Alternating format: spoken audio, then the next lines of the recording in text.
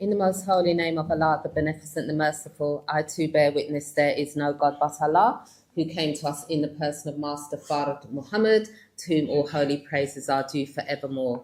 We thank Allah for his intervention in our affairs and for seeking and finding and raising up one from among us, the most honourable Elijah Muhammad.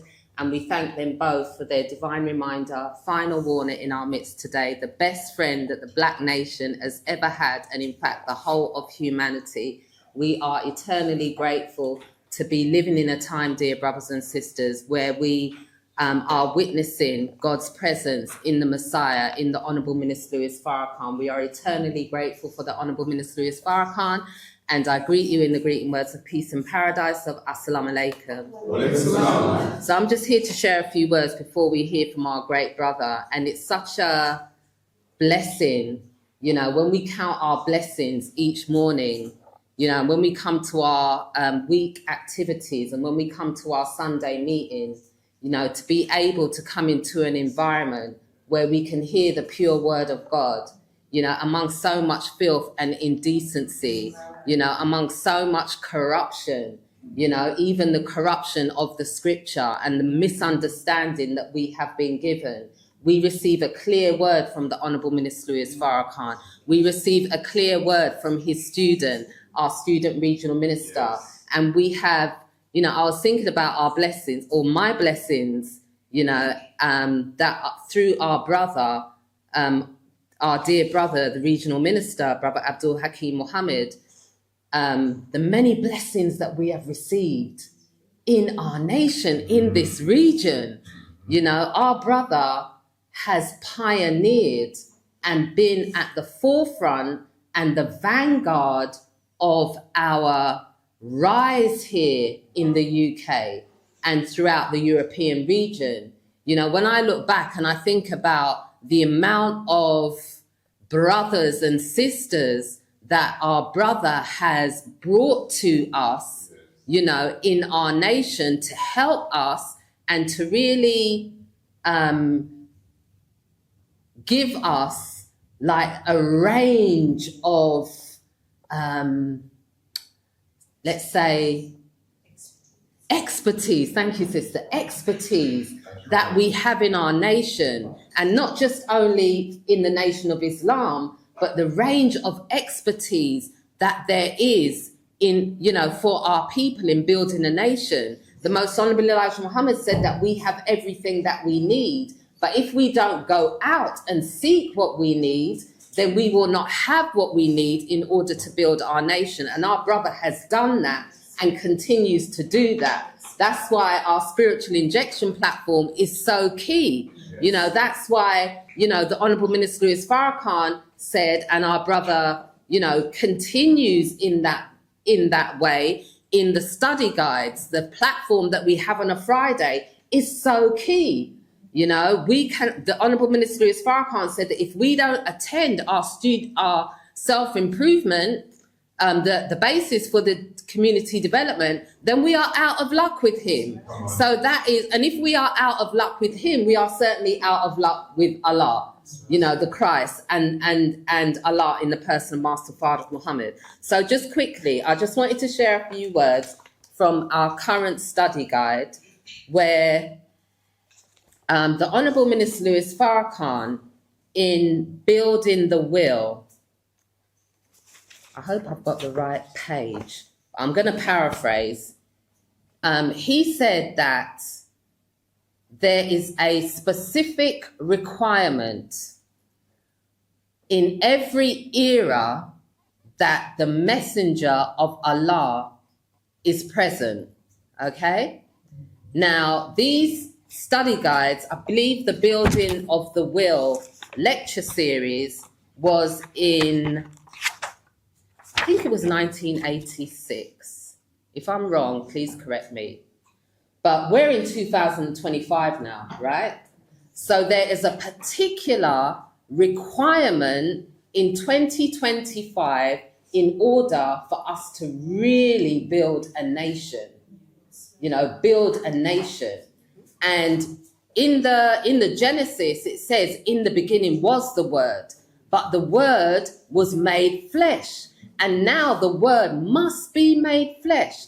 And our brother is so important, in understanding that, because he is an example of that, in the way that he encourages us and propels us, and really is like a thrust for us to actually build a nation, make the word flesh, make the word real, build institutions, build business. We were discussing in our study guide on Friday, and it was said that we are in the people business. Yes, we are in the people business, and our people need businesses, they need services, they need institutions, an alternative to what we're seeing.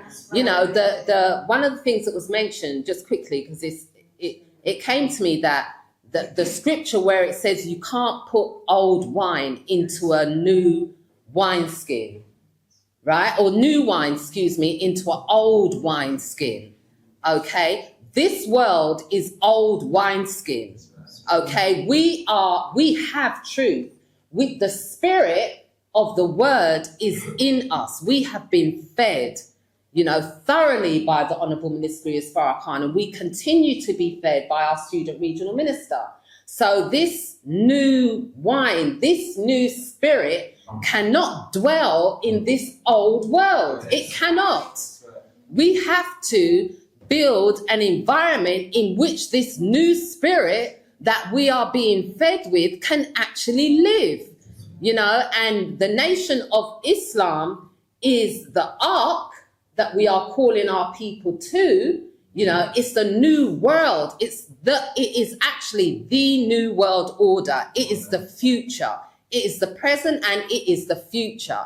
And we must build out, the institutions, the services that our people need, because many of our people, they're not going to come by the word. That's right. It's going to take, as we were discussing on Friday, it will take winds blowing, and the winds that are blowing are already blowing. Do you understand? People have drama in their life, they've got storms in their life, they've got illness in their life. The winds are blowing and we are being whipped left. Our people are being whipped left, right and centre.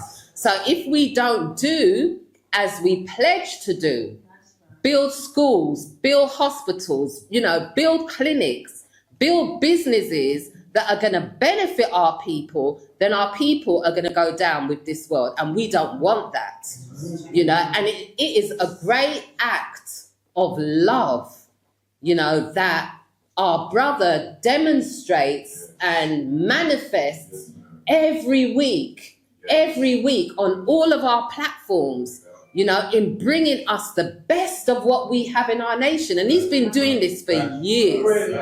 Ever since I've known brother, he's been doing this for years, and sacrificing out of his own pocket, sacrificing thousands upon thousands of pounds. And we have trouble giving a little charity. This is ridiculous. We should be sacrificing out of what Allah has given us to offer our people something that is going to be meaningful, that they can look to, that they can change their lives as we are being changed. Okay, brothers and sisters? So I don't want us to take our brother for granted. He is a great brother. A great brother, really, and a great servant of the Honourable Minister Louis Farrakhan. And the Honourable Minister Louis Farrakhan said of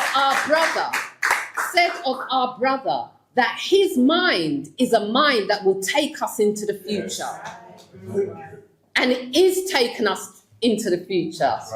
Brother's got big plans, not piddling around in a little puddle, big universal global plans for us. And we have to follow our brother in the example that he sets for us and do something so that, our people can see our works. So with that, I want to welcome our brother to the rostrum, the Student Regional Minister of the Honourable Minister Louis Farrakhan, Brother Abdul-Hakeem Muhammad. Please welcome him.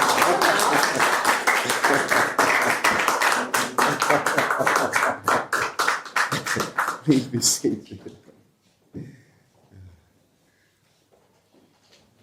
Glad you said a few words. I really enjoy your spirit, Sister Maxine. You really have a refreshing spirit. So I know when I'm not here, I have somebody to look forward to sharing a few words. So thank you. And let's thank Brother Edwin and Brother Raymond.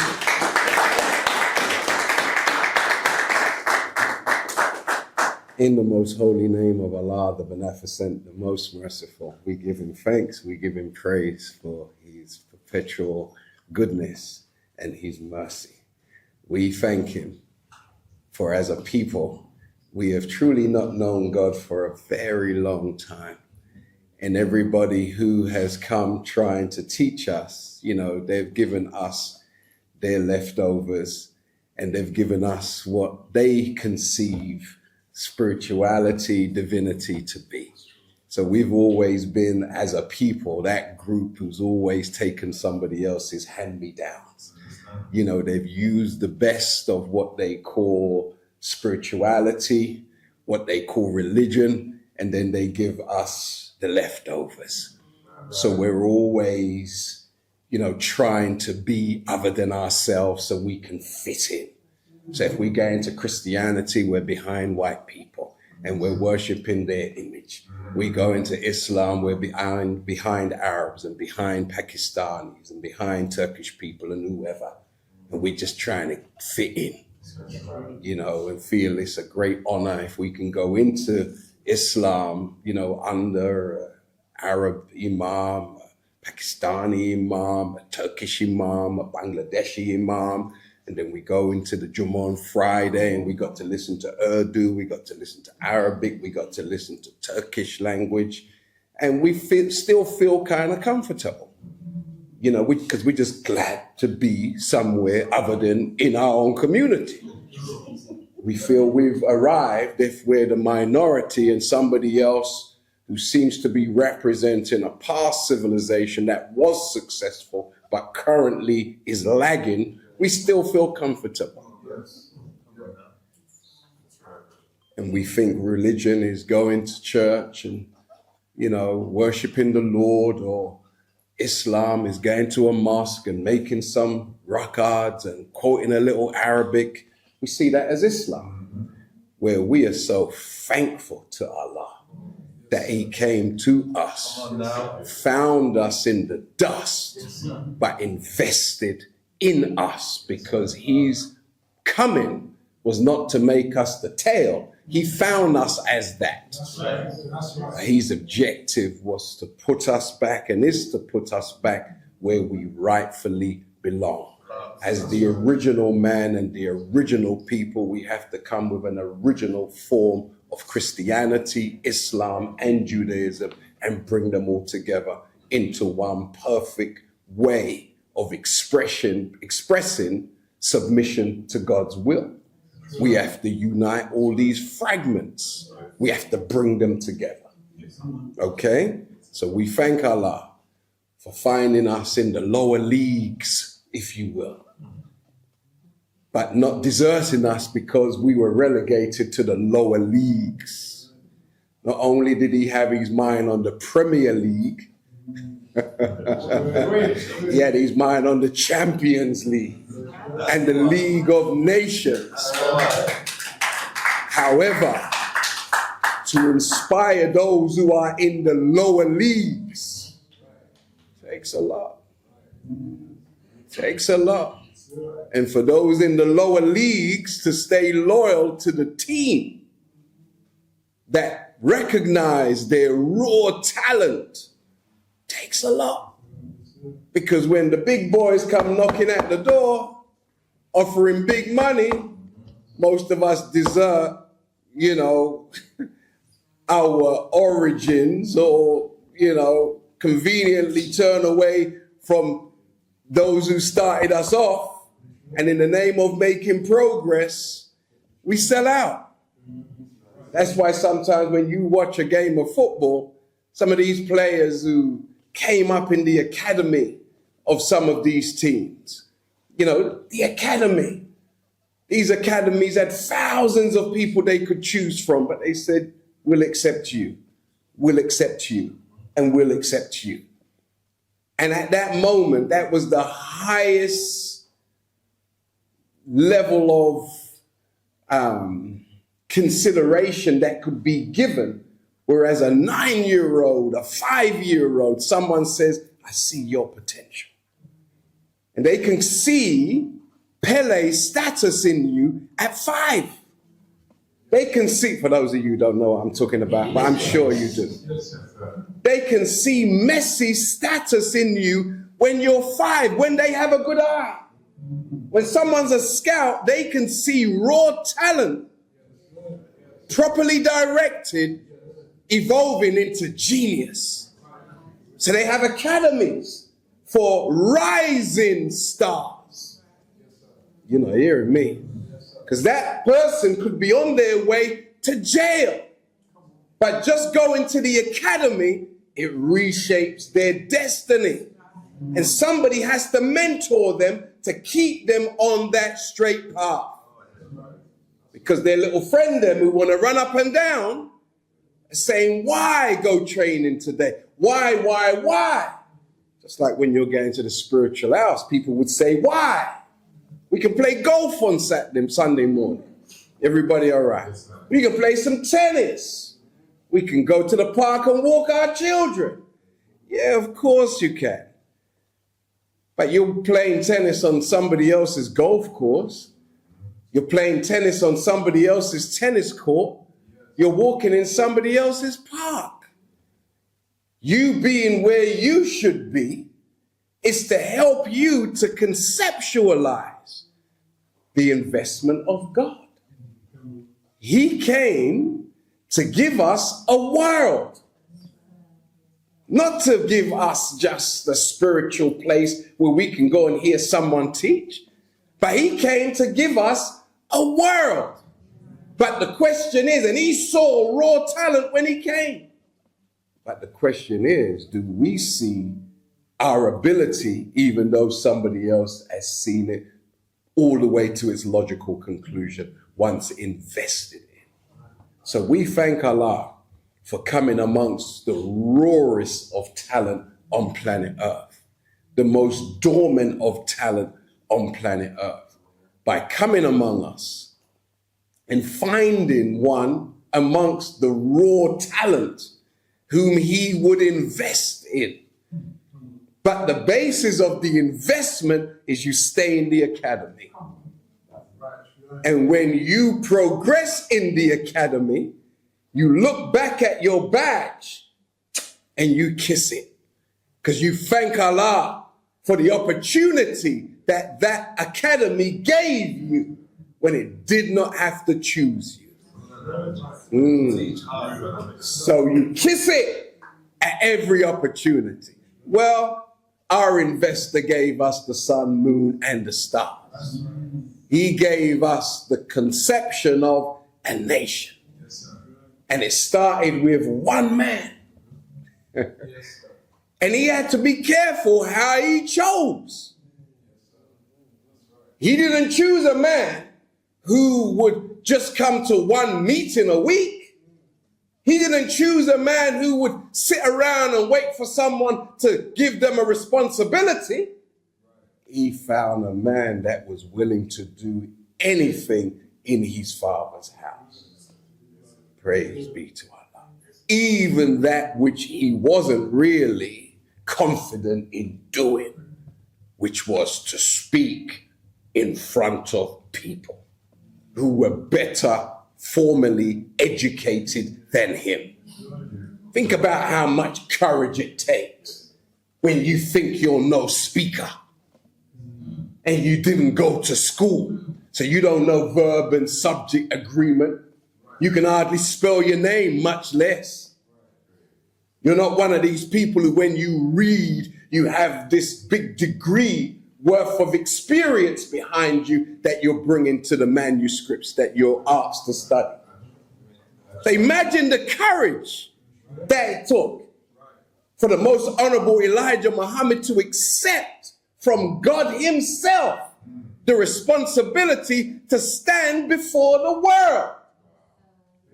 It took enormous and courage, the like of which we don't know unless we follow in his footsteps. Because it's not about feeling confident in what you've been trained to do. It's about how confident are you in the areas that you have no expertise. Are you willing to give it a go? You following me? Like, are you willing to give it a go? And that's the history of David. David's brothers and the people were fighting Goliath and his army. And they weren't doing much. They were all afraid in their heart. And this little shepherd boy, David, stepped up and said, let me have a go at him. Must have took a lot of courage. Because there's an army there and he's saying, I will go by myself. Many people only go if there's a crew. Yes, that's right. Yes, you following me? Yes, sir. As Ninja Man said.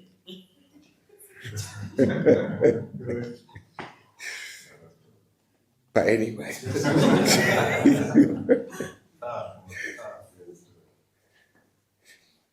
So David went by himself because David wasn't a bad man because he had a sword, bad man because he had on all of this armory to stop him from getting pierced. When he was going forward, they said, take my armament, like put this on, you're going to need it against Goliath, and take my sword. And he said, those things ain't been helping you. So how's it going to help me? If the sword was any good, why don't you go and defeat him with it?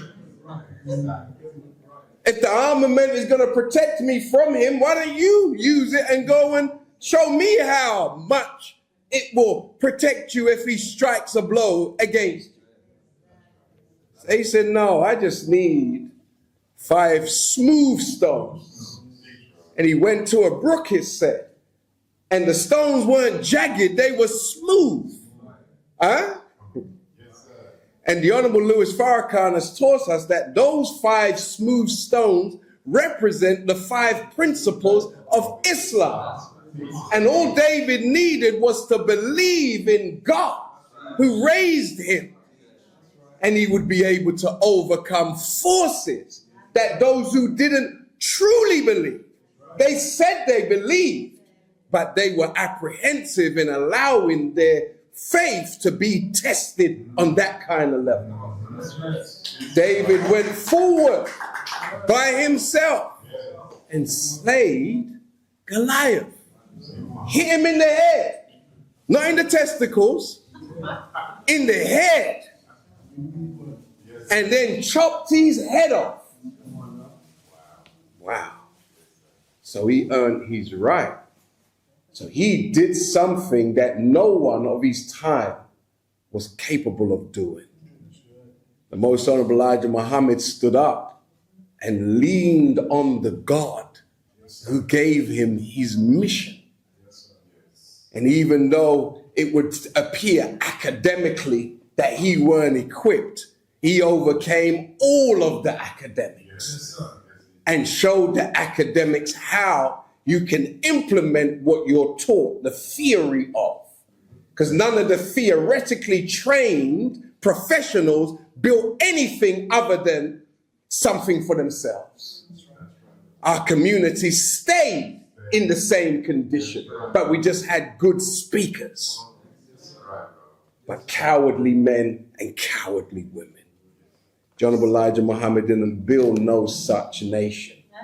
He worked on our timidity. He worked on our cowardice. He worked on our self-hatred. And once he had conquered that in us, then he put us forward before the world. What's the point of saying you're with a powerful man if you're weak and if you're scared? You got to prove you're not scared by accepting a responsibility that you're not so-called a professional in, and taking courage and showing faith. Faith. Some of us, our vibe is, I'm not ready yet. really, I'm not ready yet. Well, how ready was the most honorable Elijah Muhammad? Once he recognized this man speaking was God, he didn't need no more confirmation. He didn't need somebody else to say, yeah, he is, you know. No. Within himself, he knew the man who he was listening to had a path for him and for us that would lead to our total salvation and freedom. So he invested everything. And look what the results were and are. Praise be to Allah. And we thank Allah for as his student was giving it all that he had, that he saw way down the wheels of time, that at a certain point this man would need some strong help to keep the fire burning, keep the fire burning, keep the flames hot, hot, hot. So a man would come who would be full of the fire of the Spirit of God. And as Allah fashioned and molded him in the womb of his mother and caused him to overcome death threats when he was being formed as an embryo and as a fetus, he had to overcome death threats based upon his mother's insecurity. But he overcame the death threats of the fear of aborting his life because of insecurity. That fueled him and strengthened him to be the master of insecurity, the master of overcoming assassination, death threats. So when you threaten the Honorable Louis Farrakhan, the minister will make you know, I won't run from you, I will run to you. And he ain't talking about little idiot brother who lives on the estate. He ain't talking about little idiot sister who lives on the estate, little idiot gang who lives on the estate. He's talking about world powers who plot against him. That's the example. That's the man who we attempt to follow. A man who has stood in the face of death every day and banishes death at will. We thank Allah for an example like that. Like that. A man with no timidity in him. A man who has to really hide his confidence, hide the strength that he has. Because many of us would say he's showing off. So he has to balance that and conceal a lot of his potential and the power that he has.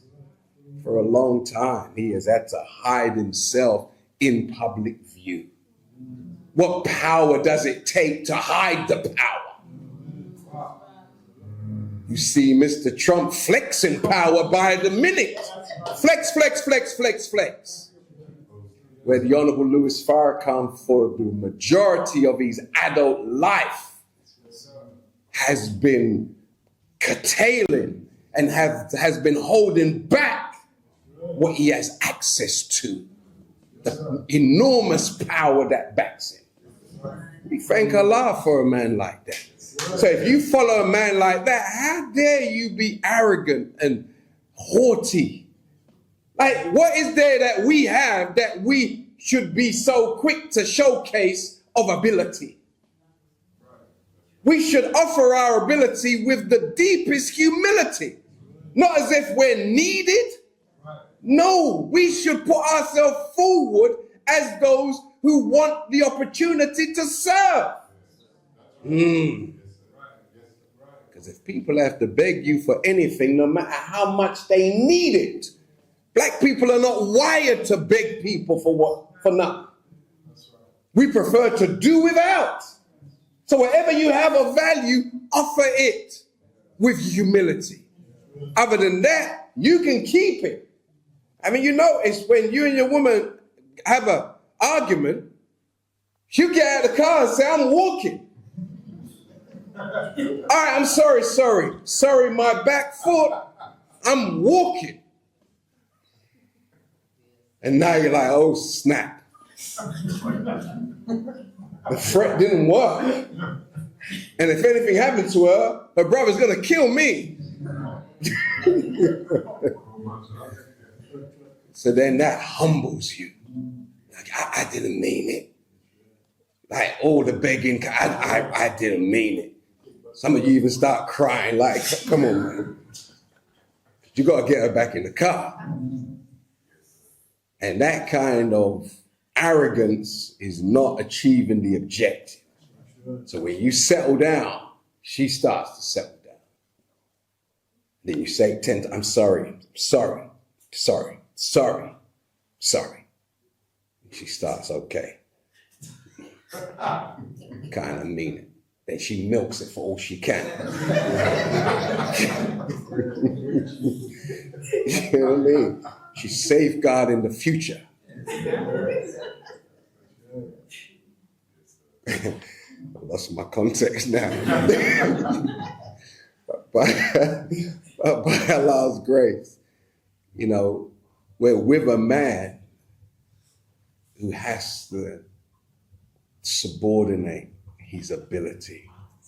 And God, Allah, rewarded his servant with a man who would have no doubt in his servant, in the Honorable Minister Louis Farrakhan, and happy to serve another man. That's unheard of in our history. For us to have groups, organizations, where we serve each other without trying to circumvent each other's position and role. That's uncommon in the black community. Because most people in organizations are plotting against leadership and trying to maneuver themselves. We thank Allah for a man who gives us the example of loving another man, helping another man, without ever wanting what God gave to him. We thank Allah for the Honorable Minister Louis Farrakhan, and I greet you in peace. Assalamu alaikum. Wa alaikum salam, sir. How's everybody today? Fine, sir. Good. Allahu Akbar. Allahu Akbar. Pointless me just starting if I don't let you know how much I believe in what I'm about to say. That's right. Praise be to Allah. This is the kind of work that life is so short, you've either got to give it all or just like let us know that you're literally just part-time. And there's part-time roles for everybody. You with me? But you can't put yourself forward as full-time and you are only part-time. Because when you look at what holds you back from being full-time, you say it's money, and you say it's acclaim in the enemy's world. I have to work. I have to build a business. Of course you do have to work. And of course you have to build a business. However, don't ever take your eye off of the prize. Because you're looking for heaven before you build the kingdom of God. And when you're building the kingdom, you know, heaven is in the building. Heaven is not a place. Heaven is a state of being for us as men that will only come from a good relationship with a woman. So when you say you want heaven, there's some preconditions to heaven. You got to submit to the building of the kingdom. And it's only those who submit to the building of the kingdom deserve heaven. When you touch me, baby, I'm in heaven. I said I was going to stay focused. But look, that is a part of my focus. But today we want to discuss, you should hang out with me for a day. Has traditional marriage been broken? Has it? You live in England. Your sister, has it been broken? Well, when you see a preacher marrying two men, that which is traditional is ruck up. When you see two women looking at each other with lust in their eyes, they look at each other like they've got the requisite organs. Everybody all right? Yes, sir. Like, okay, after this honeymoon, then what? Uh-oh. But they're going to find a way. You following me? The two brethren them. I don't even want you to try on that thought at all, because I can't do it. Like, I can't say I understand. I actually can't say that in truth. I can not even empathize, because I can't put myself in your position. I can have an appreciation for whatever led you down that road, the confluence of forces, the circumstances that I might not know anything about. I can try and help you with the circumstance, but the actual end result, I have to leave you to a higher force, because only a higher power can bring you back. As I was driving in Brixton today, we were on our way here, and I saw a brother, you know, outside, sort of like a gay kind of bar, because Brixton has become very, you know, rainbow, you know, and I could see the brother was messed up, you know, and I was asking myself, how could I possibly help him? Because I can't banish him, because he might never have heard this truth. You following me? Like, if he heard the truth and then descended into that lifestyle, then there's not much I can do. You following me? But if he's never heard the truth, then he actually is not a disbeliever. That's right. You following me? He's a sodomite, but he's not a disbeliever. You following me? So we have to develop the humility to approach brother and find an angle on how we can engage in a conversation. Yes? That's right. Because the spark the light is gone out, but someone needs to now spark the fuel. Spark. Because when you see brothers with rings in their nose, pierced up, and all kind of a certain way, and then they're having headphones on at 10 o'clock in the morning, 10:30, listening to music like that, they're trying to get away from something. So they're keeping noise banging in their head, because there is a circumstance that they know if they get quiet, they will implode. So you got to keep busy, keep knocking your head, keep talking to people, because if you listen to yourself, always coming from self is condemnation. Condemnation. Everybody all right? Yes, sir. But you think about this. We'll go better into this more deeper next week, if you don't mind. Because I believe it was Allah who gave me an inspiration this morning, that it was just this morning. So I'll unpack it throughout the week. So I just want to give you an overview of what I want to speak about. Because if traditional marriage has been broken, when you break something, you smash it. It's something that's been shattered, fragmented, splintered, crushed, torn, ruptured, separated, disintegrated, cracked, chipped, broken. Now, God himself, where traditional marriage has always stabilized every nation and stabilized this world. Traditional marriage. And that which is traditional is existing in or as part of a tradition, long established. So there was a way for us to engage as male and female. There was laws that govern our interaction. And it was actually against the law to actually engage in sexuality or have sexual intercourse with a member of the opposite sex if you weren't married. That actually was a law at one point. You would have never thought that, would you? With today's society. Like, compare the traditional way with today's society. Anybody got a girlfriend in here? See? Any of you got a boyfriend in here? You're going to say yes in here, obviously. But if traditionally, go back 1,000 years, if you had a boyfriend, the people would kill you. Like stone you to death. Bust your head. If you had a girlfriend and they found you, whatever, because they would test her. And if she's lost her virginity and then she, you know what, young girls are like, they will say, we're in this together. We won't share this with nobody. But the minute that, tell me the truth.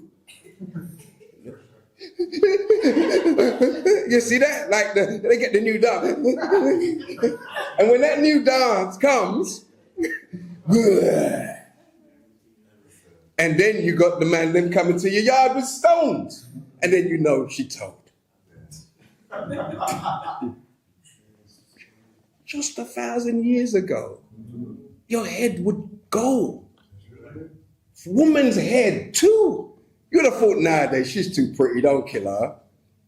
She's too nice. She's that sister who helps us out, don't kill her. No. You've had some beautiful heads on the block.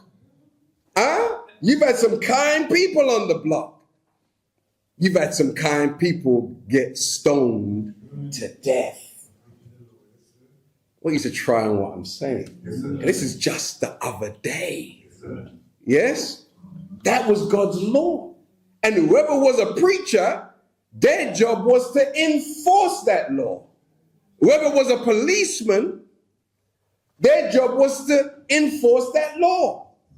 Whoever was a lawyer, their job was to enforce that law. So in order for us to have what we've got, somebody had to take that law away. Yes? So it's no longer acceptable globally, to kill somebody who engages in fornication or adultery, apart from in some extreme parts of the earth. And even if it's your religion, that is a Jewish practice or an Islamic practice, if you hear someone got stoned today in an Islamic country, you say, whoa, you're a bit dated, bro. That's what you would say, wouldn't you? If you heard that someone was just dragged because this little girl had sex with this little boy, and they got their head chopped off, you would say, that's a bit extreme, bro. True? You would even say that's not your religion anymore. Can I get a witness? Yes, sir. You would say, how righteous is the person chopping off the head? Huh? And is he qualified? And is he using the same law that being applied to the person whose head is being chopped off in his own family?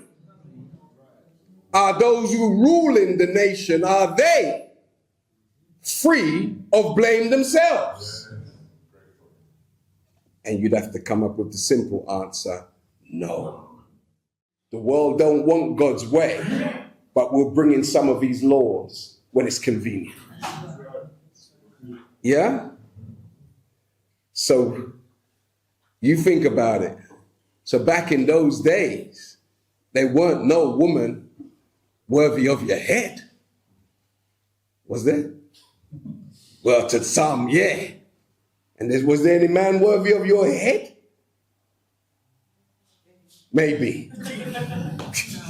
You're like, just the hour with you is worth more than my head. But then if you lived a life and didn't have anything going on, you would say, boy, I should have taken the hour. Retrospectively. Everybody all right? But what those kind of laws do, they force you to follow proper procedure and protocol. Yes? You say, let's just wait. Let's just do this properly. Is that what you say? And it helps, doesn't it? All right. So let's look real quick. Once the enemy, or once the country in which we live relaxes the laws, what comes after that? Once laws that are considered harsh are relaxed, what's the next step usually? The next step is everybody comes out the closet. That's right. Everybody who was hiding, hey. So when homosexuality was legalized, all of a sudden now, we're going to be proud. We're coming out. That's right. So Diana Ross started it. Hey, I'm coming out. And then a particular group said, this is our anthem. I'm coming out. I want the world to know. And you see men dancing with men, women dancing with women, because now we're going to showcase what we were forced to hide. Something to consider, right? So, Diana's places were sold out with this kind of, audience, because as far as they were concerned, she's speaking my language. All right. So let's look at traditional marriage versus a customized marriage. Yes? Customization is to modify something to suit a particular individual or complete a task. Because that's what's happening nowadays. We're customizing marriage. True? Yes. Talk to me. Yes. Yes. A priest marrying two men or two women by law of the land is customization. That's tweaking God's, Allah's laws, protocols to suit the degeneration of the society. Do you understand? So no matter how low you go or how far you degenerate, we will change the laws to suit your degeneration. All right? So let's look. If we're in the customization business, let's look at where this world has gone, because the world is in customization business. And remember, the world or the laws are constructed by elected politicians. So these are people who we vote for to represent us. So you have to ask yourself the question, if the aim and objective of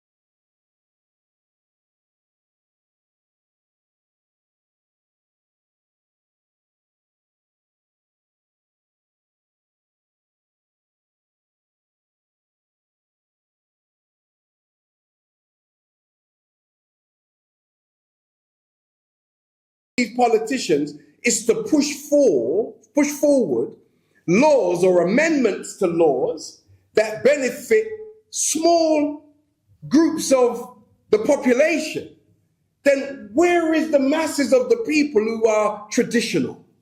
Who's representing the traditional minded people? As opposed to those who would be willing to push forward an amendment to an original policy that favors a small segment of the society who are degenerate in their way of expressing their sexuality. See, this is not done by accident.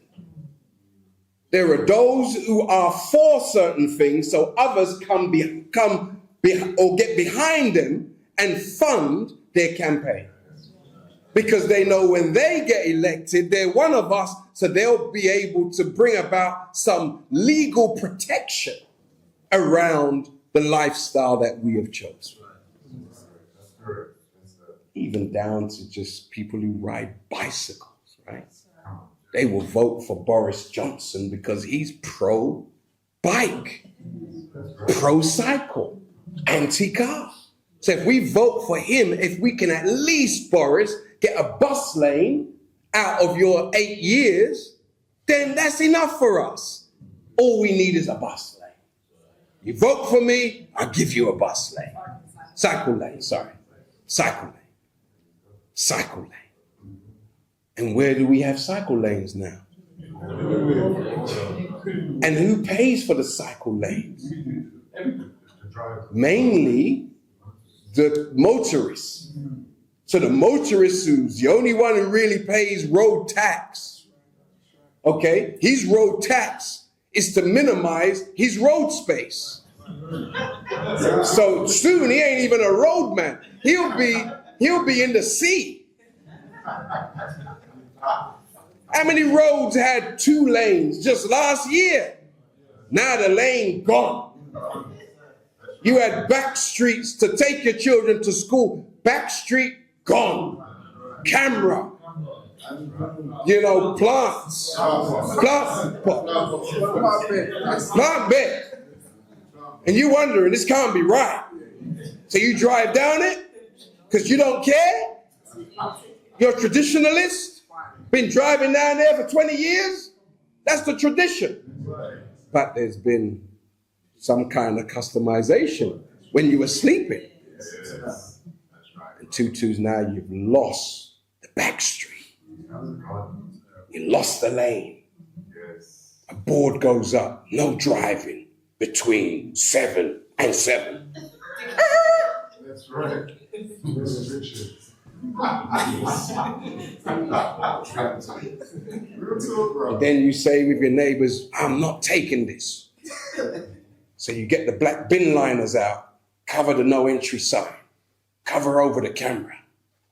Everybody going through it again. Move the plant pots. Everybody's back to normal.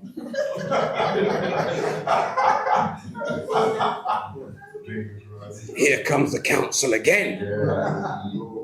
Now a camera to record the camera. That records the camera.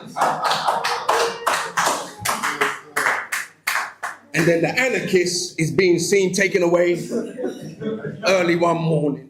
Ends up in court for defacing a camera. And defacing, one of the council's property. And then after they see one person get all them pulled, all the other neighbors start to shake. So therefore now this amendment, this customization is established now. Now revenue is pouring through your street. And now you can't drive in and out. But you need someone to represent this new customization in the parliament. Yes? Yes, sir. And as people are getting together to close off their streets, to prevent others from driving through their streets, we need some people who will open back the streets. Yes. Don't you think? You go to the Caribbean and Africa, everybody's screaming for streets. That's right. There are not enough good roads. The Gulf main road, you're on you understand? By the time you get to the other end, car mash up, suspension gone, tire flat, and you're looking for roads, and you come back to England, they're closing roads. You wonder what the hell is going on here. The world has gone crazy. Everywhere you go, there is a temporary traffic light. And I thought one day, it's late, there's nobody coming, let me just drive. I actually got a ticket from a temporary traffic light. See, Lambeth is nowhere to play with, you know that? Everything works in Lambeth. Everything. Them cameras are not there for show. They work. Trust me. Other little poor boroughs where you lot come from, they don't work.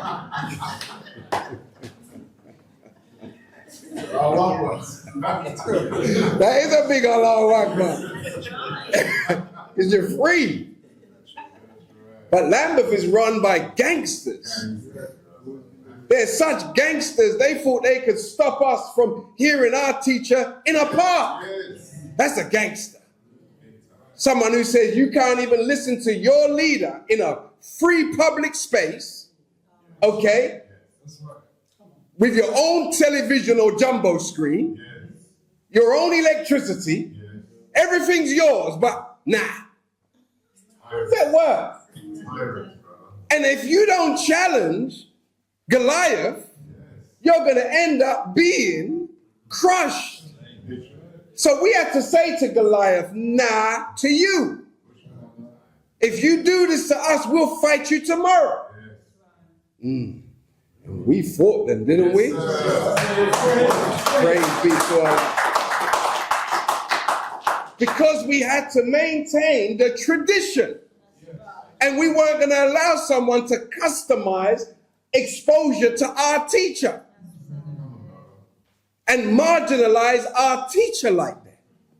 We said, nah, no customization for us. We're traditionalists. Everybody all right? Yes, sir. Yes.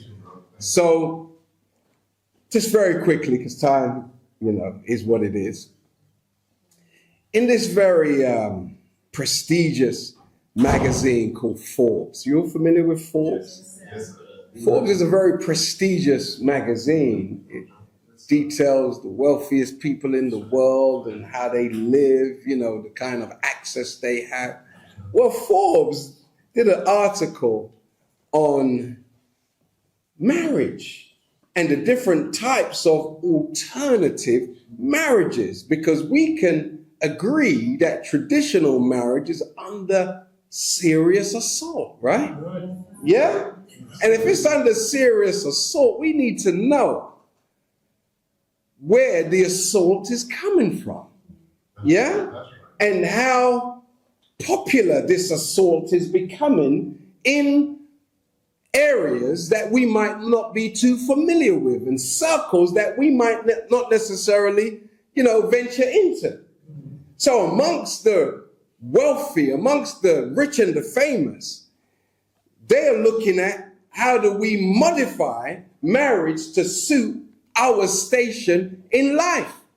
Because when you look at the Word of God is such that it's a consistent and it is a perpetual evolution of the wisdom of God. So the way how the Most High would structure things 1,000 years ago, he expects those who come after the prophets to modify righteously that which has really served this purpose and now needs modernization. So you can't say that, okay, I'm a traditionalist and I do it the same way as my mother, as my auntie, as my grandmother, great-grandmother and father, and times have changed. If times have changed, then those who are with the Most High God have to evolve what they have inherited, because the system might not be perfect. Come on. It may have been perfect for the time, but time imposes a duty on all systems. Like, for instance, 1,000 years ago, you may have had to go to a well and prime it. Where now the in thing is to have water running straight into your house. That's right. Yes, sir. You go back during the time of the Moors in Spain, the Spanish lived in a very, unhygienic and uncivilized manner. But the Moors were very highly civilized.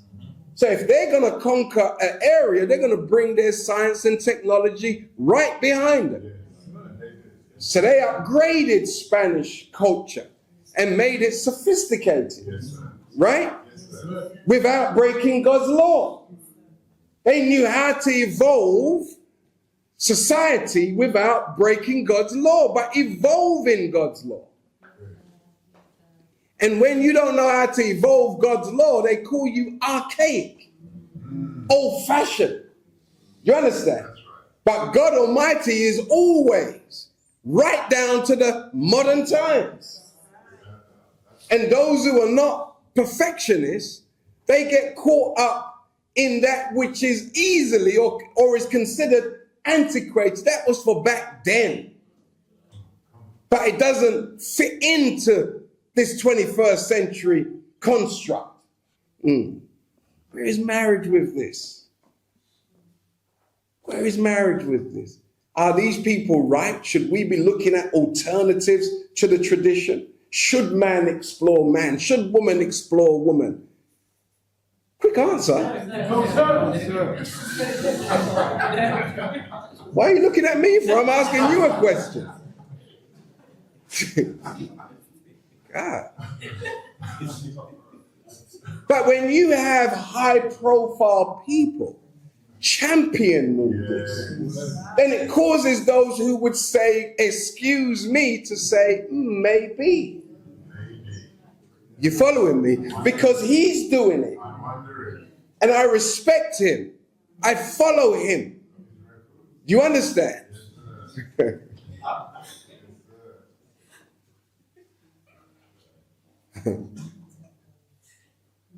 But they have these high-profile individuals. And then they know your desires, in life. You want to be famous. You want to sing. They told you had a good voice when you were doing your birthday karaoke. Someone said to you, you sound like Mariah Carey. And you're so silly, you believe that. Someone said, oh, you sound just like Rihanna. And then you end up sounding like Coffee, right?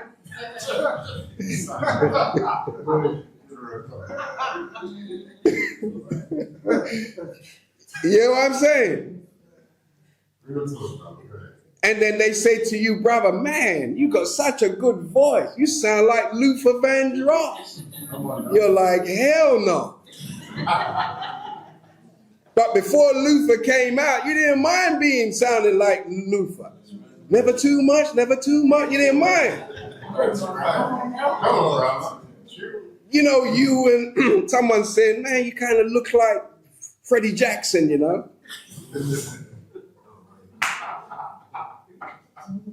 And Freddie's singing, you are my lady.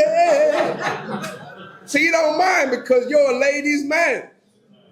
But what he meant when he said, you are my lady, is the brother dressed up as a woman. A drag queen. Do you understand? I'm going to get off that. But it's something to consider, isn't it? And then when your idol is exposed like that, you say, oh, God, not Luther. But you just can't stop listening to never too much, never too much. And you are my lady. No matter how much George Michael came out, you still listen to couple tunes. Do you? He said, no. He said, Hakeem, I can't be with you on that one. So therefore, you're a staunch traditionalist. When somebody shows their hand and it's not in line with your morals, you marginalize them. True? Some of you. Others, look beyond their faults, yes, and appreciate their talents.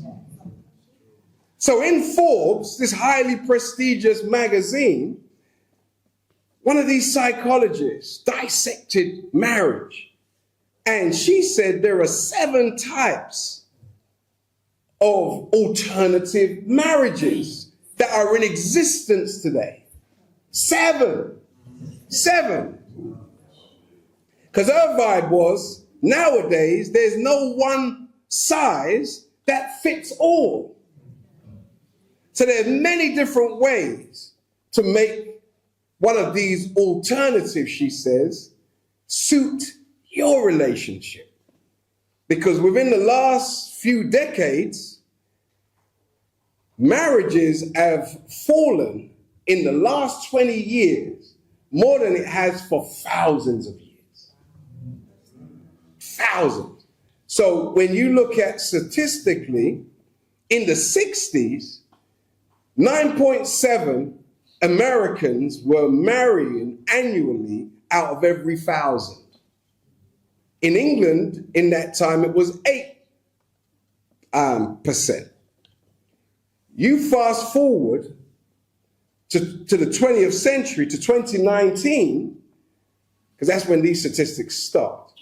The American number dropped down to 6.1 out of every 1,000. And in England, the numbers dropped down to 3.7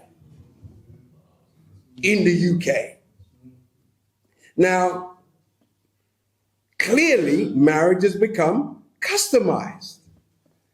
And obviously, many people have decided, let's just live together, but we don't have to commit. But when you look at the customization, it brings in new laws. Where once upon a time, if you cohabit with somebody and you live with them and it didn't work and the person was very wealthy, you couldn't claim like money. But nowadays you can claim some money. Been with them for X amount of years, I'm due some dosh. Yes? And you can take the person to court. Yeah, it's a hustle. But it's a new hustle. Common law. You become common. You don't want to deal with God's way. So you're common. So we even got a law for the commoners. Who are just gangster. So anyway, when we look at these 7 principles or 7 amendments, the first consideration is a starters pack, like marriage for starters, she said. So you have what's called a starter marriage, which is typically short-lived in nature, serves as a learning experience to understand what partners want and need in a long-term partnership.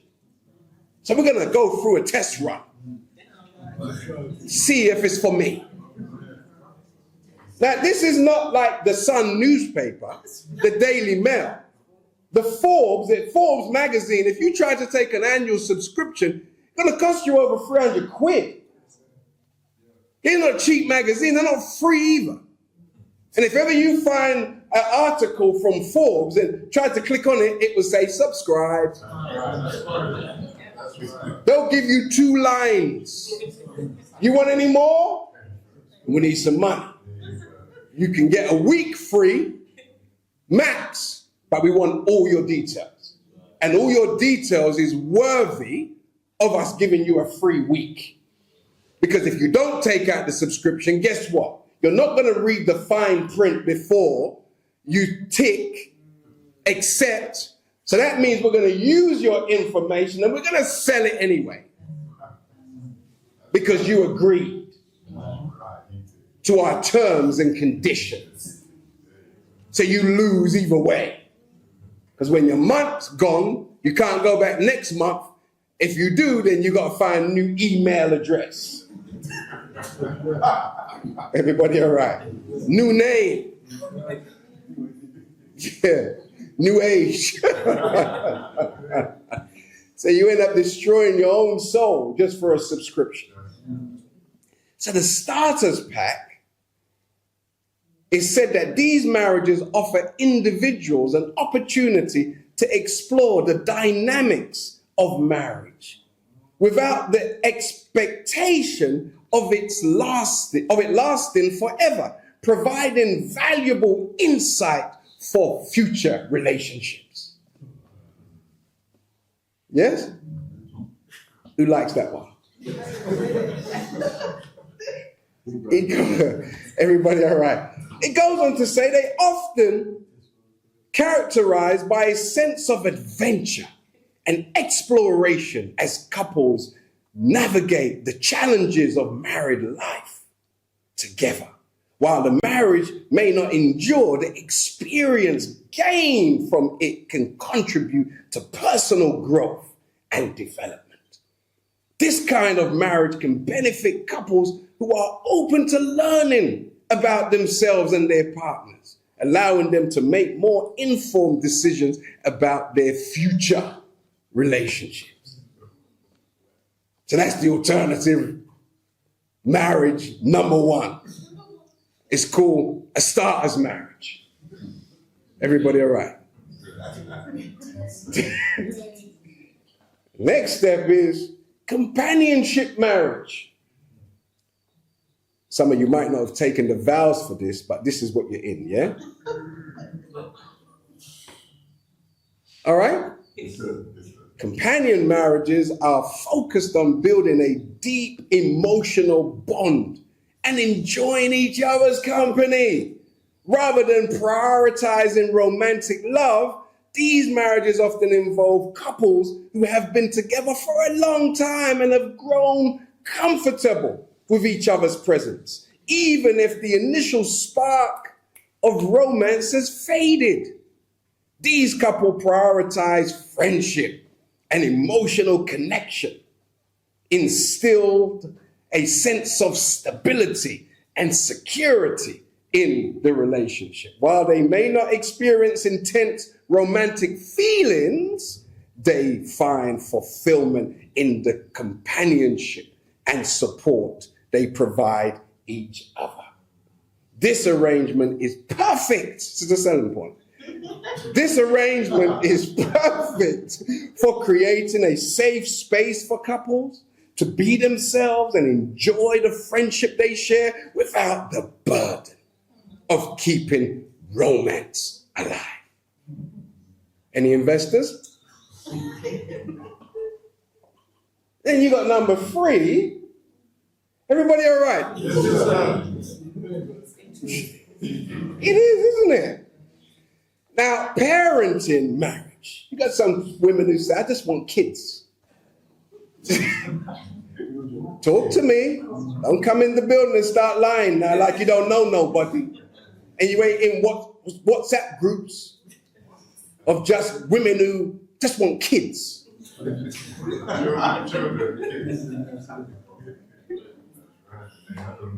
Brothers don't really talk like that.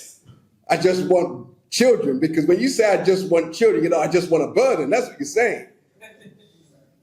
Because it's not going to work like that. You got to want a family. You following me?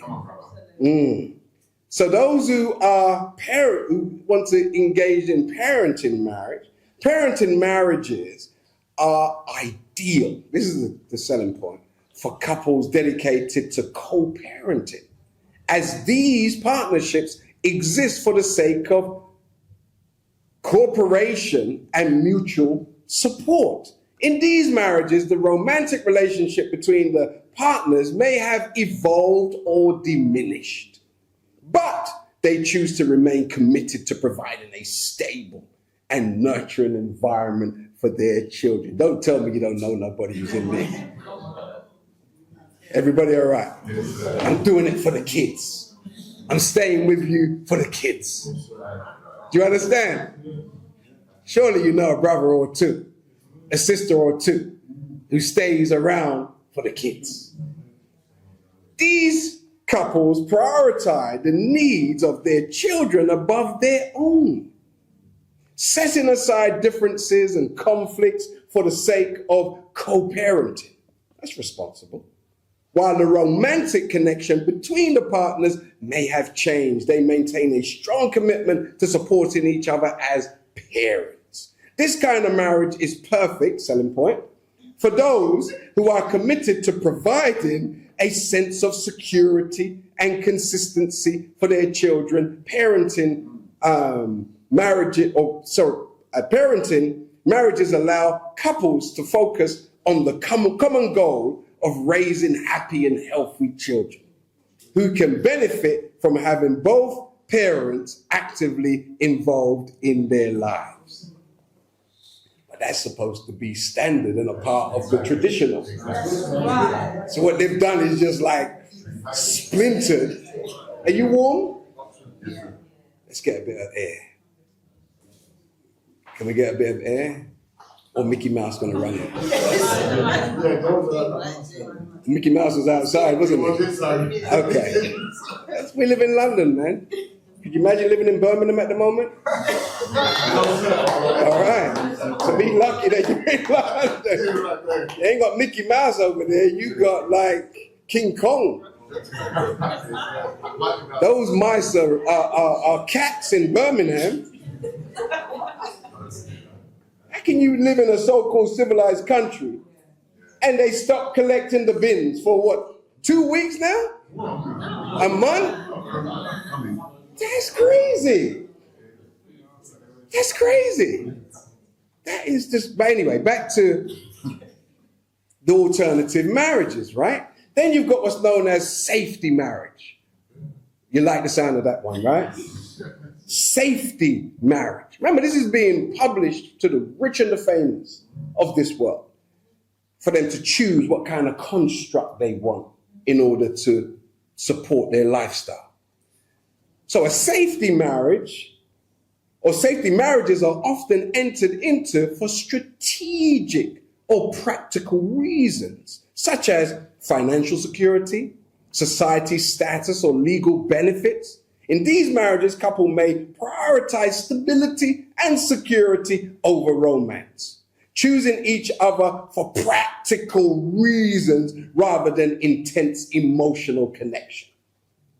Interesting, huh? These couples may, and you're saying, yeah, I can dig that. Yeah. Everybody all right? Yes, sir. These couples may share common goals or interests that align with their desire for stability and security. They may enter into the marriage with clear expectations and agreements. It's interesting though. It's like, sounds like courtship, right? Yeah. Regarding their mutual benefits and responsibilities, while the relationship may lack the intense emotion connection found in traditional romantic partnerships, safety marriages offer a sense of security and predictability in an uncertain world. Selling points. Allowing both partners to prioritize their practical needs and goals. Huh? That's a sales pitch there, isn't it? Just 2 more, we're going to be finished, yeah? Oh, this too much for you. So, what I'll do, I'll come back next week with the last 3, yeah? But the last 3 are long or living apart together marriage. Got to do this one. Living apart together marriage. These are real. People have chosen this as their construct. I remember I used to have a cleaning business many moons ago. And I was doing a house in Carlisle Square just off the King's Road. And this house probably worth 20 million today. But I was doing the cleaning of the carpets, all this sort of stuff. And the man lived with the woman, and we had to come at a set time. And when I was cleaning the house, they had 2 distinct bedrooms with 2 distinct libraries, and they had their own space in the main house. And then another room that was joint. Okay, cool. But it was like a 5-story house for 2 people. The children had flown the nest, flown it so far they were eagles, gone. They weren't like just circling pigeons in the area. They were eagles, they were gone. Now look, they had their own space. raised like that. So this was over probably 20 years ago. Their construct was this: living apart, together marriage. Living apart together marriages involve partners maintaining separate households. Well, if we're struggling to find a tent to live in, this ain't for us. That's why it's in Forbes. Some of you go, nah, I don't want that. You can't afford it. Let's start there first. It's not your reality. Not even worth a consideration. You get married and you go to your mum's house. I got a little room here. Imagine a man marrying and bringing the woman after the marriage back home to his bedroom that he grew up with. It has been known to happen. And you and sisters have gone there. That's the thing about it. You went to the man's mum's yard after getting married. How crazy are you? You deserve everything that came to you. And then you get pregnant in the boy's mum's yard. And then the next step for you is the town hall. Because you got to go and beg someone now for a flat. And then you got to start lying in your mind. Oh, I've been kicked out. Been kicked out? You've been kicked out of sanity. That's right. You got expelled. Everybody around. I don't mean to make anybody feel bad. Please don't feel bad with my audience. Rise above emotion. That's right. And go home and slap yourself for not having no sense and not listening to somebody who tried to tell you. Someone came and told you and you thought you knew better. That's right. Trying to sleep in the man can't even afford a duvet. That's right. He got one of them woolen sheet. You know, the wool. Can't even afford a duvet with a cover. And if he's got a duvet, there's not even no cover on it.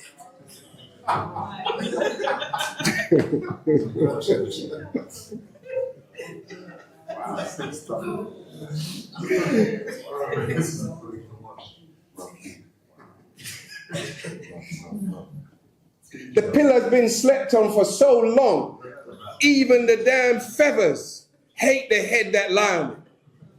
The feathers cuss, here comes his big head. Because they've been pounded for life. 20-year pillow. Imagine, the man don't even buy a new pillow because you're coming. Same old pillow every other girl lay their head on.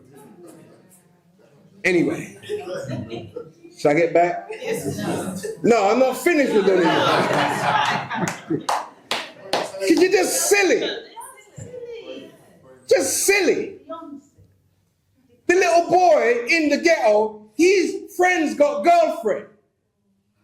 And you're going to pick up a boy who walks around with both his hands in his trousers like this.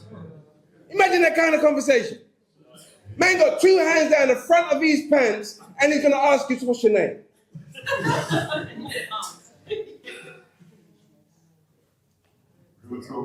That's rough. And don't walk straight with his toes forward. Walk like a penguin. Hasn't even learned to walk. So if a man ain't learned to walk, like what the hell can he do with you other than look for pleasure for work that he hasn't yet performed? I'm getting to the Honorable Louis Farrakhan's guidance, but I just needed to let you know what's out there. Got to lay a foundation. Living apart together. LAT for sure. LAT marriages involve partners maintaining separate households whilst remaining emotionally connected and committed to each other. You can't say that can't work. That can work. Because some people are very creative and you need space to be creative. And if one person comes in your space when you're receiving guidance and you're in a certain zone, it can totally, ill affect your creativity. So when you look at great artists and great people, it's like the minister's always told us that when he's preparing for a major address, he takes himself away from everybody. He goes into the desert sometimes, or he just goes into an area where he can receive divine inspiration. So this is an aspect of a progressive relationship, but they've just defined the whole thing based upon this kind of construct. But you can tell this has its place in creative people's lives. Do you understand? Because sometimes you just say, what? I need some space. We haven't fallen out of love, but we need some space. And you can't get no space if you're just in a small area and bumping into each other every day. How often can you take someone in a bathroom with you, leaving the cap off the damn toothpaste, wetting up the whole of the sink, and not drying it? How often can you have a man dripping on your toilet seat, sister?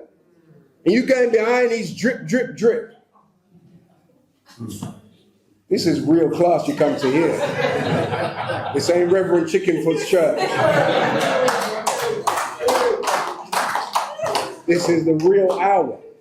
That's right. We as Muslim men are taught not to be Mr. Drip. We're taught how to properly empty our bowels. Yes, sir. So whether we're urinating or defecating, we sit our ass down on the seat. Yes. We don't just turn up there, cigarette number malt, No, sir. mobile phone. Muslims don't do that. Muslims leave their phone outside the toilet. Come on. And in the toilet, Assalamu alaikum, hey. Inshallah. Oh my God. He blows to the air. Now, we don't do that because a master has taught us how to handle that space. You following me? Yes. And when we leave that space, we leave it as clean as we found it. Yes. And if we find it a certain way, we sanitize it because we're somebody. Right. You following me? We raise the standards of everywhere we go. Yes, sir. You understand? So much so when we go to people's house and we ask to use the bathroom, they say, let me check it first. Because they know you're going in there with standards. When Delroy comes in, you don't say, let me check it first, because he don't care. You all right? Yes, sir. Muslim, after he uses the toilet, he needs water to sanitize himself. Yes. Come on, brother. He don't just washes his hands after he uses the bathroom. He washes his hands before he touches the crown jewels. Everybody all right? Yes, sir. Because he had to open the door to get in the bathroom. He may have shook someone's hands. So you got to wash your hands first. When you go in the toilet, you wash your hands first. You prepare to touch your clean self with clean hands. You don't follow the way of a caveman. No, sir. Caveman would just pull up on the corner and just urinate on the bricks. We don't do that. Everybody all right? That's right. We leave a pair of slippers in the toilet that's just for the toilet. That's just for the bathroom. We don't get in the bathroom with our slippers and then walk all over the house with all of that bacteria that's in a toilet. We leave a pair of slippers right there. When we come into our homes, we take off our shoes at the door. We're not cavemen and women. That's right, bro. Cleanliness is not next to godliness. It's one and the same. And don't you tell me that as black people, we don't need civilizing. Caucasian people, don't tell me you don't need civilizing. And all in between, we need civilizing. And if you want your children to choose well, you got to teach them first to be clean about themselves. They're not going to allow a man to come into their lives and wrap up in no bed with them after you just came from running around all day. Like, don't you shower? Before you go to bed, you've been out all day. Oh, tired, man. Just take off and get in bed. Huh? You're dirty mode. You got all of this bacteria. You've been in public toilets 2 or 3 times throughout the day. When you come home, you should wash the street off you. Real talk. Yes, sir. Yes, sir. That's how we do it. That's how it works. Oh, the bills are going to be too high. Hello, somebody. Some of you wish you didn't come here today, boy. I know that for real. Turning on the light. But we wash. We're here in this public place. We go home. We shower. Do you understand? Put on our house clothes. Hang up the road clothes outside of our bedroom. We don't bring road clothes in our bedroom. Bring your coat in your bedroom. No. No, it's filled with bacteria.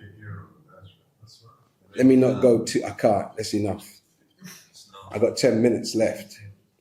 So in a LAT marriage, partnerships can enjoy, this is the selling point, the benefit of companionship, emotional support, and shared experience while also maintaining their own living space and independence. You like that part there, right? They may have separate homes for practical reasons, not because anybody's angry with anybody, but for practical reasons such as career opportunities, personal preferences, or family obligations. Despite living apart, couples in LAT marriages often prioritize quality time together, finding creative ways to nurture emotional connection, and intimacy. So they're more forward-thinking rather than spontaneous. You following me? That should have its place in a traditional marriage. Because if God came to promise us luxury, money, good flat, good apartment, good bungalow, good terrace house, good homes. So if you're going to have homes, then it's going to denote you're going to want to decorate one the way how you want it to be. No? Yes, sir. Come on, talk to me. You can come together and you can say, well, I wanted to paint the house a gray. Well, gray means miserableness, like gray day, I don't want no gray. Then the person says, I want yellow. And then you say, okay. And then you have to live with yellow walls. You following me? But if you had your way, you wouldn't have a magnolia house. Everything magnolia like a hospital. You know? Just come and lash the walls with magnolia. No, the more you evolve spiritually, you realize there's power in color. There's healing in color. So you don't choose because it looked nice. You got to consider its effect on you.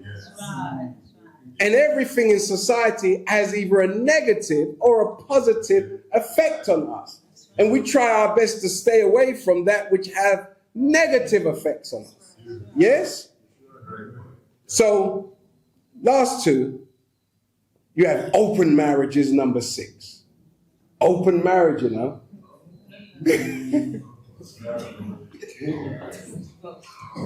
So open marriages are ideal for couples who value sexual exploration and variety alongside emotional intimacy.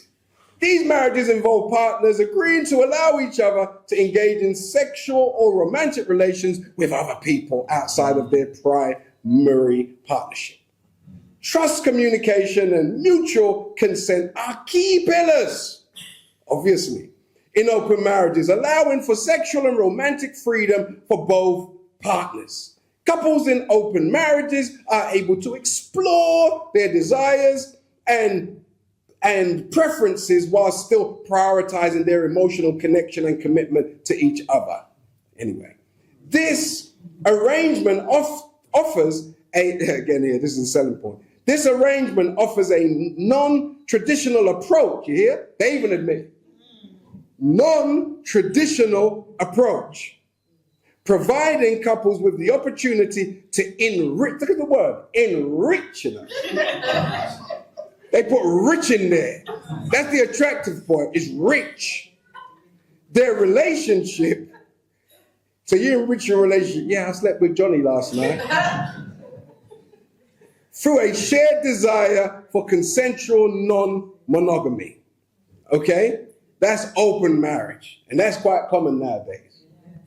So look, and then you've got the last but not least, convenient marriage. Listen to the way how they describe a convenient marriage. Convenient marriages involve more legal requirements, okay? Involve more legal requirements and restrictions than those of traditional marriages, emphasizing commitment and longevity. Couples entering into a convenient, look at the way they say it, they give such an ugly name. Convenient, no, I'm saying it wrong. Because my eyes are burning me. It's covenant marriages. Covenant marriages. Yeah, it's different, right? So covenant marriages, let me start again, involve more legal requirements and restrictions than those of traditional marriages, emphasizing commitment and longevity. Couples entering into a covenant marriage often undergo premarital consultation, premarital counseling, and agree to limited grounds for divorce. It's the first time we've heard this in the whole thing, right? This type of marriage benefits couples who strongly value commitment and are willing to invest in their relationship through counseling and support services. Offering a highly structured approach to partnership, covenant marriages encourage couples to preserve the sanctity of their marriage by working through challenges for the long term, for the long term from early on. Okay? Finally, the vast array of alternative marriages arrangements that are emerging cater to a wide range of couples, including those who may not fit the conventional mold. These evolving forms of marriages offer flexibility and customization, allowing couples to design partnerships that better suit their needs and preferences. Now, what she's saying is, play God. Play God. Design your own construct within the construct. So within his construct, you can be a designer yourself and design what best suits you and the person who you're attracted to or who's attracted to you. Yes?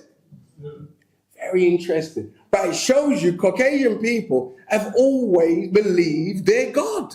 That's right. And they're going to impose their godly ways on you and me. Yes? Because when someone's a God, it doesn't mean they're righteous. It just means they exercise force and power. They have the ability to force their will to be done. You with me? So he certainly is a ruler, and he is bringing us under his heel. And the way how he masters the vast majority of us is just through the media. He just influences us.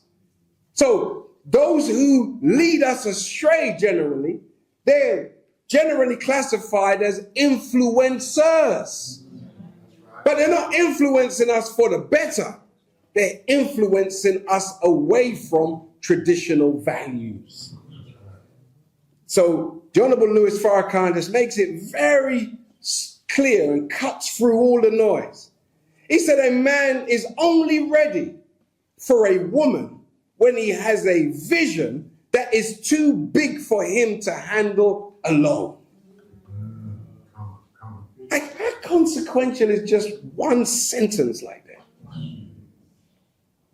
How many of us really have a schedule and a routine that we need help with? So we need help to get up in the morning, need help to go to work. So if we don't need help to go to work, because long gone are the days when you have to have a packed lunch for your husband. Don't forget your pail, love.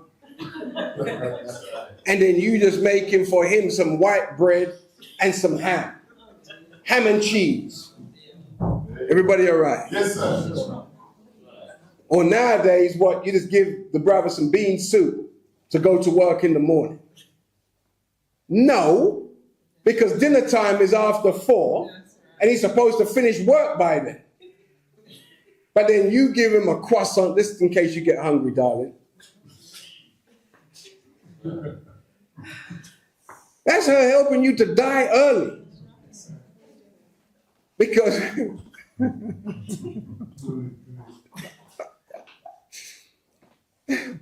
so look, help the man to fast until he gets back home. But I'm a lumberjack. I'm cutting down trees all day long. Okay, well, I understand.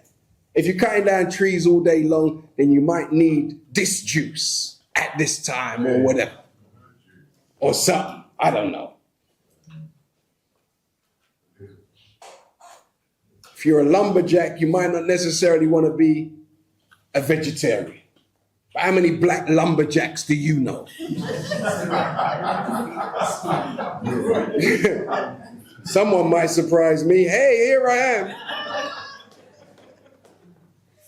So just to close this part 1, after I've laid my foundation, the Honorable Louis Farrakhan says a man must fuse, come together, fuse with the woman on his way up towards greater growth and development. The woman must add a component that the man doesn't possess. And that's not physical.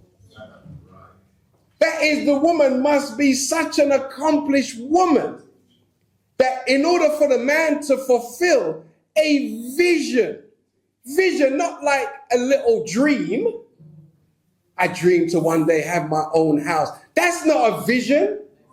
So when you look at natural traditional marriage, where it says a man must leave his parents and go cleave to his wife, then if he's leaving his parents, then he ain't bringing the woman back home. Him gone. For all intents and purposes, he now has to have somewhere for him and his wife. May start humble, but he's responsible for somewhere they can go. And if the man don't have somewhere to take a woman of consequence, she is done with him from that day. If he hasn't got a private place for her to go so that she can be herself, what am I gonna do? Isn't that that car? Being in the car, joyriding on your courtship, you're just driving. Okay. When we get married, we ain't gonna drive. We got to do you had a whole courtship in a car. That was the only private space he could afford, was his car. No, man, he must can take you somewhere quiet, publicly. Do you understand? And if you're going to go to a hotel to have coffee, it shouldn't be the bloody Holiday Inn. That says something about him. He bring you to, what's that other little cheap one called? Travel Lodge or Premier Inn. You're having coffee out of a damn machine and discussing the future. Instant grand. Everybody all right? I'm trying to help you. Look at me crazy. I'm trying to help you. Because these are the signs that he's cheap. That's right. And any man who's cheap don't have no business in your life. That's right. Offering you ice cream because the weather's, that's nice. But if he goes to the ice cream truck, he's a cheap brother. Walls ice cream. You can't even get some gelato. You're like, gelato? Can't be dealing with that. Your ice cream full of pork fat. These are just little signs that he's cheap.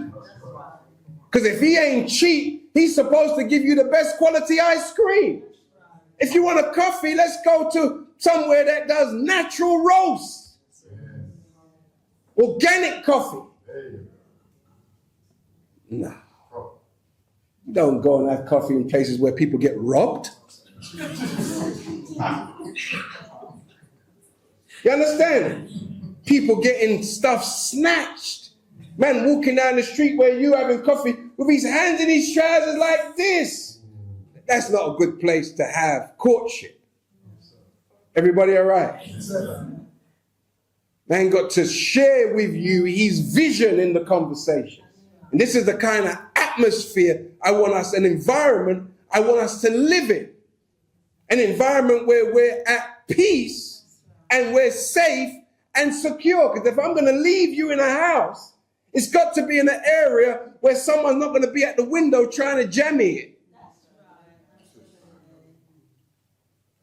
Someone's going to be ringing your bell with a parcel in their hand, but got his friends around the corner. And I can't even give you a camera so you can see who's at your door. Sometimes when you have these weirdos come to your door in the name of parcel, you got to have some kind of intercom where you say, leave it outside. Oh, I need to take a picture. Well, take it with you then. I'll pick it up from the store. When somebody insists on you coming to the door, that's a red flag. Are you hearing me? That's a red flag. I had someone come to my door and was taking a picture of this parcel. Man, I forgot who I was. I'm like, why don't you ask me before you do that? You don't take no pictures of no parcel, even if it's in my hand. You ask me and explain to me what you're doing and why you're doing it. That's right. You don't just do it. That's right. Man, now I have to go home and I'm giving you the sanitized version. And then you have to say to yourself, I got to build something at the front where they can just leave parcels. You don't need to come near my door. You understand? I don't even have a letterbox at my door. You leave that to the side. But when you're with your woman, you want to make sure that you're going to have coffee. You're going to sit down and talk. We're going to talk about our future. You don't do that, in places that only bring up negative thoughts. That's right. You want to walk in an area that you plan to own a house one day. That's right. And you've actually got, and it's not one day when thy kingdom comes. It's, I've got a 5-year projection, 3-year projection. This is where we're going to be. I must have been weird because when I was a young boy, I used to drive my little girlfriends to Holland Park. This is like going back 35 years ago, dude. This is not like new stuff. This is Holland Park. You following me? Yes, sir. Drive to Bishop's Avenue. We just look at these 20 million, 30 million pound houses. Actually hired a van one time and took over 20 of us to Bishop's Avenue. You remember? Yes, sir. That's over 20 years ago. So I can back up what I'm saying. Because if I hired a van and took us up there, just to conceptualize. Because if you're the new ruler, why can't you live on Bishop's Avenue? Why can't we live on Bishop's Avenue? And then you might say to me, Brother Hakeem, why are you not there? Because I've given you all my money. Right, brother. Thank you. Yeah, you better give it back to me one day. Yes, sir. And I'm serious too. It's coming. Yes, sir. I'm not like got any doubt about nothing. I'm good. Allah is God. But I'm just saying, if you was to ever say something like that, I got argument for you. So this is how you must start, because remember the minister's words. A man is only ready for a woman when he has a vision that is too big for him to handle alone. But a big vision is too much, or is always never going to come into the head of a small man. If the man is small, then he thinks small. So therefore, he's not man yet. So you have to introduce him as your boyfriend. Can you imagine a damn woman or a damn man introducing you to his friends? This is my girlfriend. And you 40. You're 50. My girlfriend. Yeah, you're a girlfriend. Girlfriend. Okay. So you sleep with your friends. Huh? You don't even have a proper title. My boyfriend. And some of us take that, yeah, pleased to meet you. You can't trust a man like that with your friends. If he accepts the name boyfriend, you can't trust him with your friends. Because as far as he's concerned, she's just my friend. You missed that, didn't you? When he goes after your friend, it's not that she introduced you as her husband or something. She introduced you as her friend. Still free then. I want more friends. Friends. How many of us have them? Let's be friends with benefit. I gotta go. It's past our time. So, dear family, next week we're going to part 2, okay? Yes, sir. But I leave you with this. We are facing a war on natural order. So natural order is following the design of our Creator and the one who comes to make all things new. It's natural order. So we'll pick it up from here next week, inshallah. Thank you for being such a wonderful audience. Assalamu alaikum. Thank you. Praise be to Allah. Allahu Akbar. Allahu Akbar. I hope you found value in what we shared today. But we were just laying a foundation. Inshallah, next week we'll have a deep dive into the Honourable Minister Louis Farrakhan's words, okay? Yes. So with that said, family, are there any announcements that we need to make? The usual, we have food for you round the back. We'll see you. Did you enjoy our brother from Japan on Thursday? Yes, sir. It's very enlightening. Very enlightening. You got to appreciate Islam is about knowing something about everything. And when Adam was given power to rule, power and dominion, he was given the power to name things that were already in existence. And if there's a science out there where we can use the energy within ourselves to heal ourselves and command energy, a greater level of energy, or generate energy, then we need to know what that is. And if it's called something we don't understand, then can we master it and rename it? The enemy mastered us and renamed us. What's your name today? The name of someone who's been mastered generally. You don't have your African name or even your name before you went to Africa. Because you've only been in Africa for 50,000 years. And Africa being what it is, you know there must have been a place you were prior to going down there.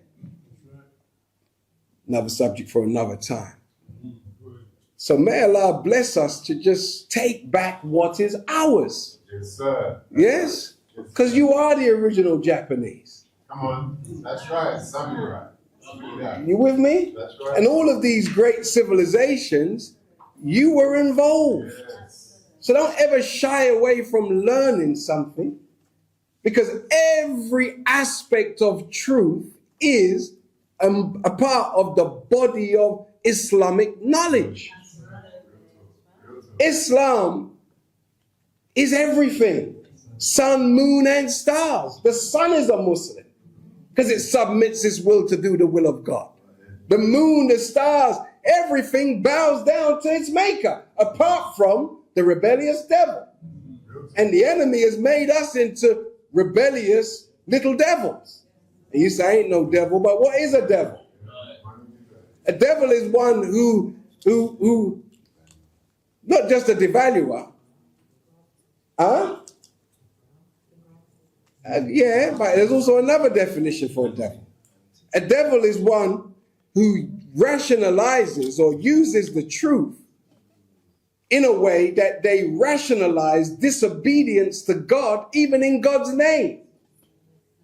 So we rationalize, we justify breaking God's law and then putting his name on it. We do our madness, deceptive intelligence, the minister said. Deceptive intelligence that rationalizes disobedience to the will of God. We're engaged in that every day. We rationalize. It was the fasting weekend, wasn't it? I'm training, I need my energy. Rationalize. Yeah? Not feeling well. Rationalize. The fast will make you feel better. So we're masters of getting out of things, aren't we? If you don't want to do something, you just start coughing. I'm not feeling well.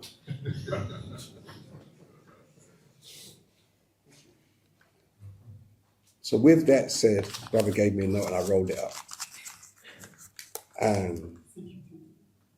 We have a community question time today. What time is it? 8 p.m. And it's entitled, Can Europeans Bring Justice to All Nations? If so, what is the evidence? And we've got our European Caucasian family who are heading this up on behalf of the Nation of Islam. Yes, sir. Now, what do you look like? We've got our family who are Caucasian, who's fighting for justice for you and me, because they recognize 2 and 2 is 4. They recognize that the black man and woman are the original people.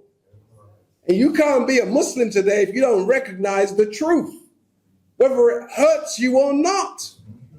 How much did it hurt us when we were told that Jesus was a white man?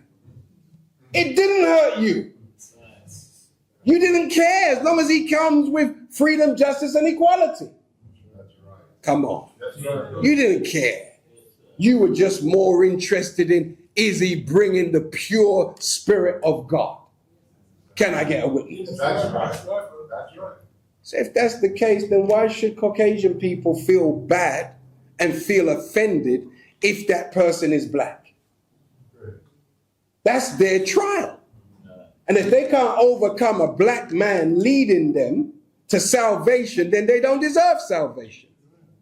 Because they don't have the requisite heart to give justice to all. I believe we've been prepared for that. We've been prepared to give justice to all.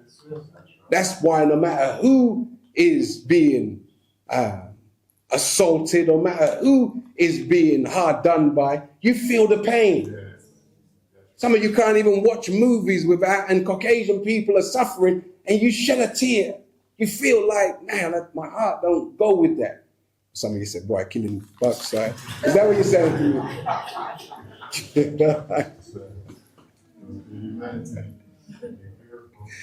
You see cats being hurt and you feel pain. You know what I'm saying? And you know you're growing into your divinity when you're connected to justice and injustice blindly. You understand? Because if you only got reciprocity for those who are outside of your circle, then you're not ready for rulership yet. Yeah? Okay, so with that said, let's end in prayer, okay? Attention prayer, everybody. In the most holy name of Allah, the Beneficent, the most merciful, all holy praises are due to thee, O Allah, the Lord of all the worlds, the Beneficent, the most merciful, the sole master of this day of judgment and resurrection in which we have entered, To thee alone, Allah, do we serve, thine aid do we seek.